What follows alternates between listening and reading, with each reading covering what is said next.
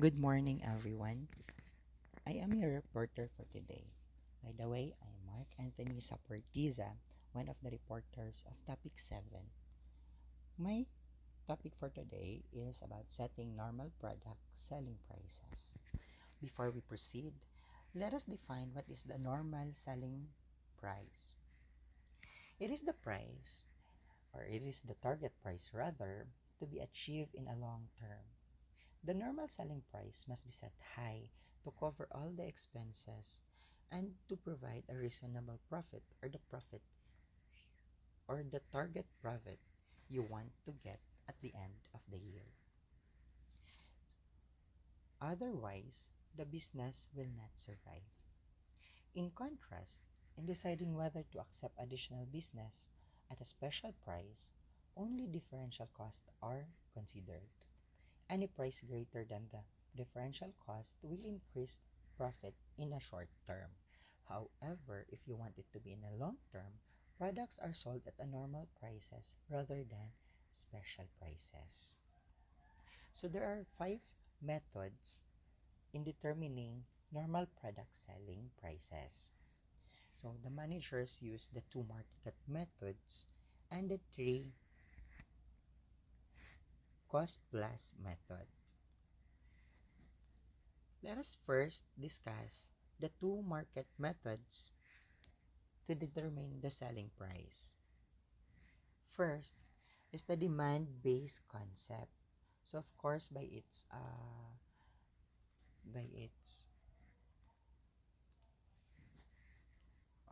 the word itself, demand, it tackles about the demand of the people or the demand of the price. So of course, if the demand is high, they will increase the price, and if the demand is low, they will lower down the price. Next is the competition-based concept.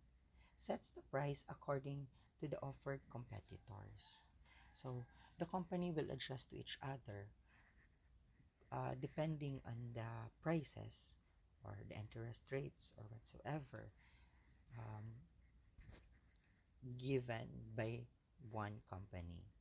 So if your competitor sets a higher price, of course, you need to adjust to let the business continue. And the other method is the 3 cost plus method, namely the product cost concept, the total cost concept, and the variable cost concept. As you can see at the slides, they have almost the same component, but the only difference is where to put the components at the markup price or the each method cost they've used.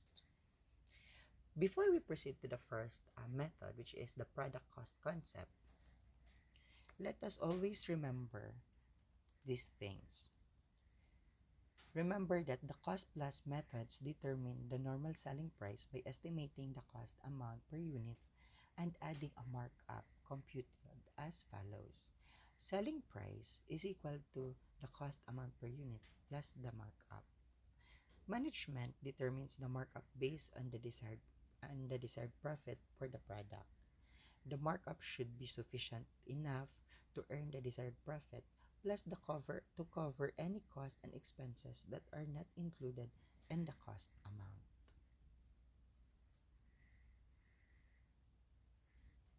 So let's proceed for the first concept, which is the product cost concept.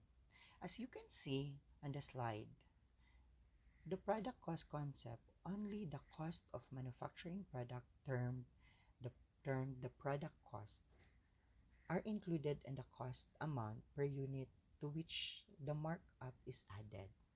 So the estimated selling expenses, administrative expenses, and the desired profit are included at the markup. The markup per unit is then computed and added to the product cost per unit to determine our normal selling price. So the product cost concept have has 6 steps. 6 steps. So these are the steps in determining the normal selling price using the product cost concept. step 1 is to estimate the total product cost as follows. So, at the previous chapters, we have learned that the direct material product cost is the sum of the direct materials, direct labor, and the factory overhead. Step 2, estimate the total selling and administrative expenses. Step 3, uh, get the product cost per unit. So the product cost per unit is the total product cost over estimated units produced and sold. Step 4, compute for the markup percentage. So the markup percentage is desired profit plus the total selling and administrative expenses over the product cost. As you can see, the total selling and administrative expenses is being added to the desired product as a markup because it is not included on the product cost. Step 5, determine the markup per unit by multiplying the markup percentage times the product cost per unit. And lastly, step 6, determine the normal selling price by adding the cost per unit and the markup per unit. So to illustrate further, assume that the following data for 100,000 calculators that Digital Solutions Incorporated expect to produce and sell during the current year. So manufacturing cost is already provided, the direct materials, direct labor, and the factory overhead. That the total of the manufacturing cost is $1,500,000. And also the selling and administrative expenses is also provided. That is $170,000. So the total cost of the product is $1,670,000, and the total asset and the desired rate of return is also provided, which is 800,000, and the rate of return is 20% of the 800,000. So let's proceed. Step 1, the total product cost is already provided, and also the step 2 is already provided, total selling and administrative cost. Step 3, we need to compute for the cost per unit. So the total cost per unit is the product cost, which is the 1,500,000 over 100,000 units. That's that the the result is $15 per unit. Then we computed for the step 4 the markup percentage, which is declared as 22%. So these are the markup percentage is the desired profit. The desired profit is computed as 800,000, the total asset, times the rate of return of 20%, which is $160,000. The mark So the desired profit plus the administrative and selling expenses, which is already provided, the step 2, which is $170,000, plus the desired profit that we computed, which is the $160,000, over $1,500,000 times 100%. The result is 22%. Step 5 rather. So the step 5 is to compute for the markup per unit. Markup per unit is you just multiply the percentage markup percentage multiplied to the cost per unit, which is the 22% times 15 is equal to $3.3 per unit. So to determine our normal selling price using the product cost concept, this is the product cost per unit. Okay, where are we? So we are in the step 6, where in the total product cost per unit is being added to the markup per unit, which is $15 added to $3.3. The sum is $18.30.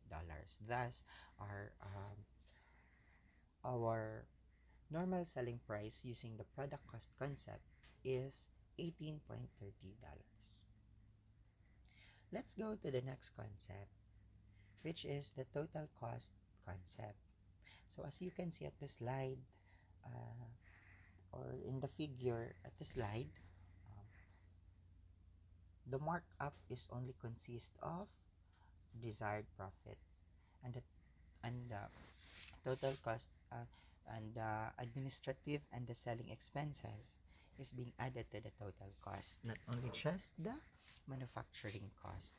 So the total cost concept, manufacturing cost plus the selling administrative expenses are included in the total cost per unit. The markup per unit is then computed and added to the total cost per unit to determine the normal selling price. Okay, unlike the product cost concept, total cost concept has 7 steps. So step 1 is to estimate the manufacturing cost, just like the step 1 of the other concept.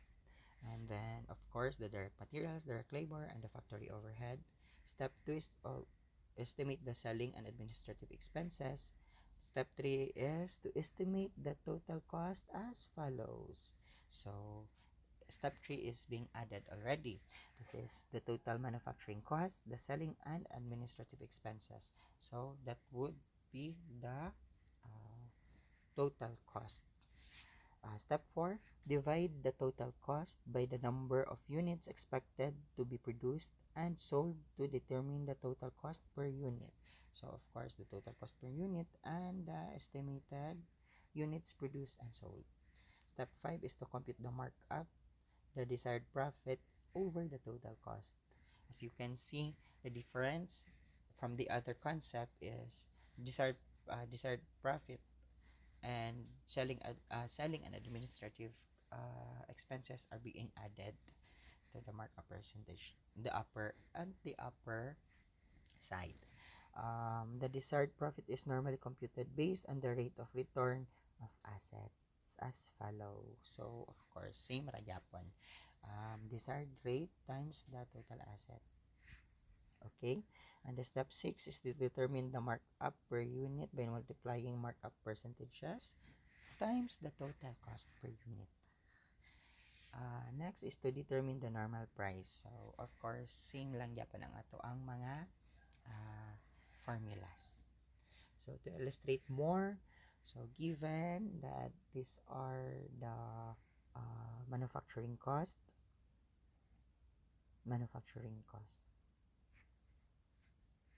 the direct labor, the direct materials, the factory overhead is already consist of variable cost and the fixed cost. So, ilahan ng himay-himay ang factory overhead, unlike the last example. But still, the sum is still the same. So, the total manufacturing cost is still $1,500,000, and the selling and administrative, they also have to divide it by variable and fixed cost. So the variable cost is 150 and the fixed cost is 20, sum up to $170,000. So the desired rate of return is still the same, 20%, and the total asset is still the same, $800,000. So that means our desired profit is still the same, which is $160,000. Okay, to illustrate more, everything is already given. Total manufacturing cost is $1,500,000. The selling and administrative is still the same, and the total cost is still the same. So the cost per unit is not the same with the last because of the figures. So it would be $670,000 over 100,000 units. So the result is $16.70 per unit. So the markup percentage is already rounded off. So the markup percentage is the desired profit over $1,670 million. So the markup unit is 1.60 by multiplying our markup percentage, which is 9.6%, to the cost per unit, which is 16.70 dollars. So given that the total cost per unit is 16.70, the markup per unit is $1.60, so we still have the same result. The normal selling price using the total cost concept is $18.30.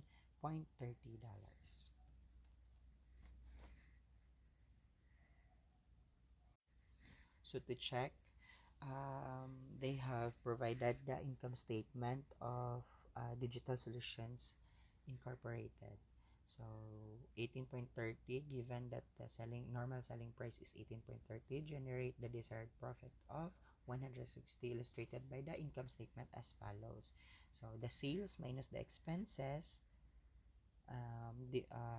deducted from the sales, so the result will be $160,000.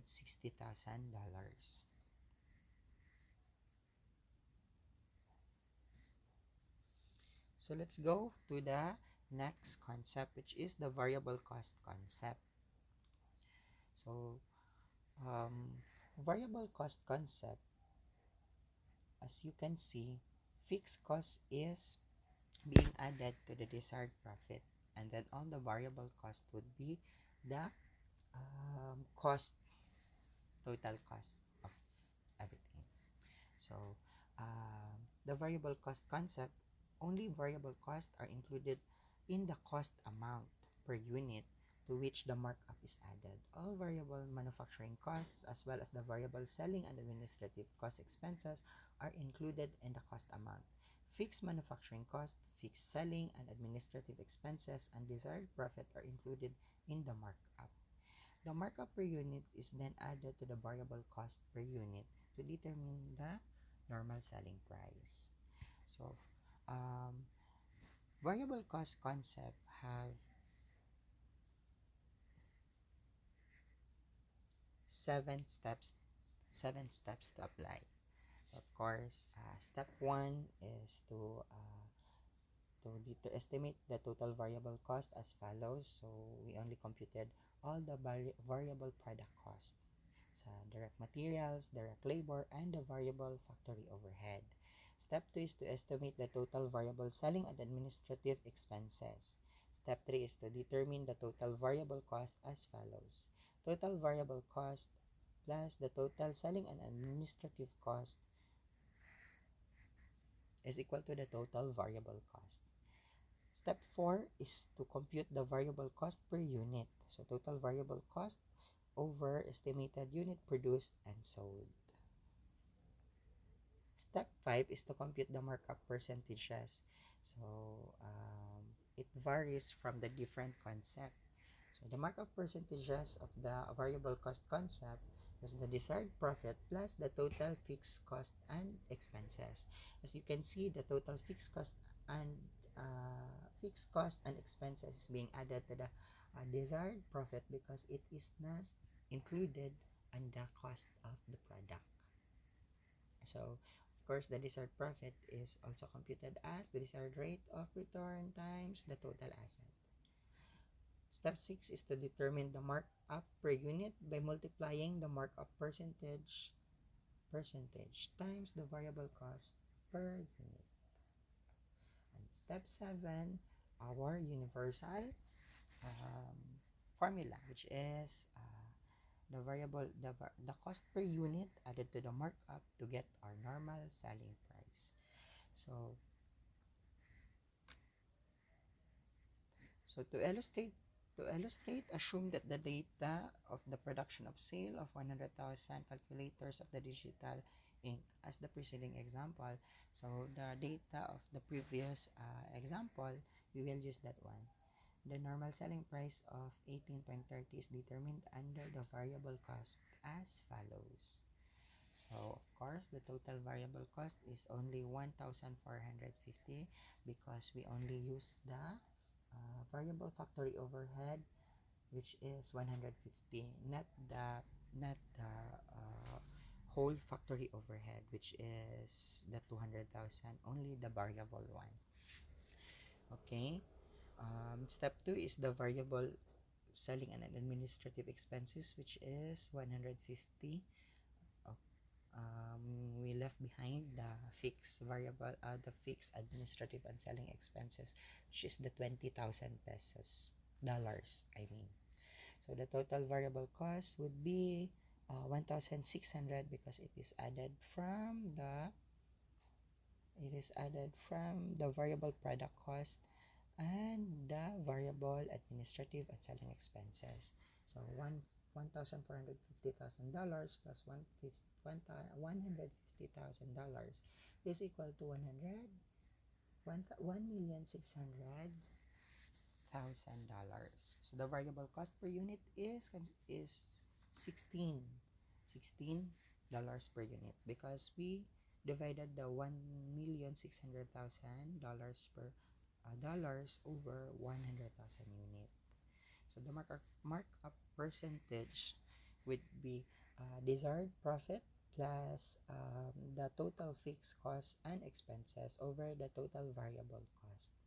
So total desired profit would be the same, 160,000. The fixed factory overhead is the 50,000, and then the fixed selling and administrative expenses is 20,000 equals to $230,000 over 1,600,000.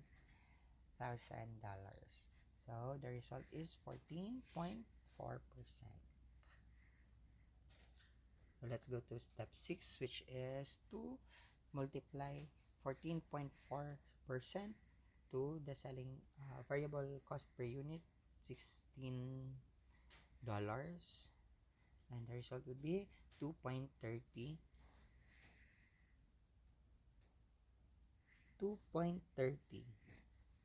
dollars.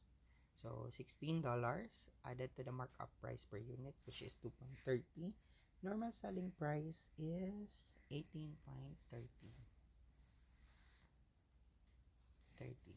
So that ends the three concepts.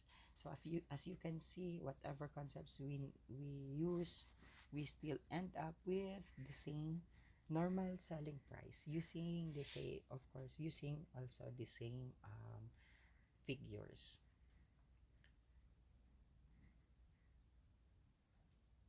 So other methods to learn. First is the target costing. Is a method of setting prices that combines market-based prices with cost reduction emphasis. Under target costing, a future selling price is anticipated using the demand-based or the competition-based concept. Second is the product bottleneck. A production bottleneck or the constraint is a point in the manufacturing process where the demand for the company's product exceeds the ability to produce the product. The theory of constraint is a manufacturing strategy that focuses on reducing the influence of bottlenecks on production processes. But before I discuss this one, I forgot why we didn't discuss those two market methods, because that two market methods is given emphasis during the marketing. Yeah, right. That's so product costing. Let's discuss about product target costing. I mean target costing. So target costing is is to the purpose of the target costing is to reduce the cost lesser than the normal cost to compete with their market industries or with their competitors.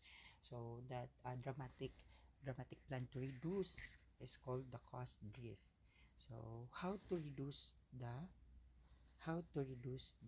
cost, no? So it's simply simplifying the design, or reducing the cost of direct materials, or reducing the direct labor cost, or eliminating waste. So these are the four methods of how to reduce the cost. So for them to compete in the market. Next is the production bottleneck.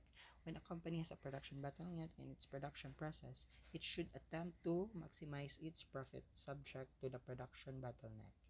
In doing so, the unit contribution margin of each product per production bottleneck constraint is used. To illustrate, assume that the Pride Craft Tool Company make three types of wrenches: small, medium, and large. All three products are processed through a heat treatment operation, which hardens the steel tools. Pride Craft Tools heat treatment process is operating at full capacity, so it means 100% capacity, and it is a production bottleneck. The product unit contribution margin and the number of hours of heat treatment used by each type of wrench as follows. Okay, so the large wrench appears to be the most profitable product because its unit contribution margin is 120, the greatest. However, the unit contribution margin can be misleading in the production bottleneck operation.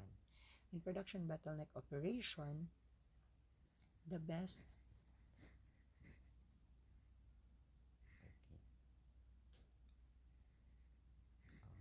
okay, in a production bottleneck operation, the best measure of profitability is the unit contribution margin per production bottleneck constraint.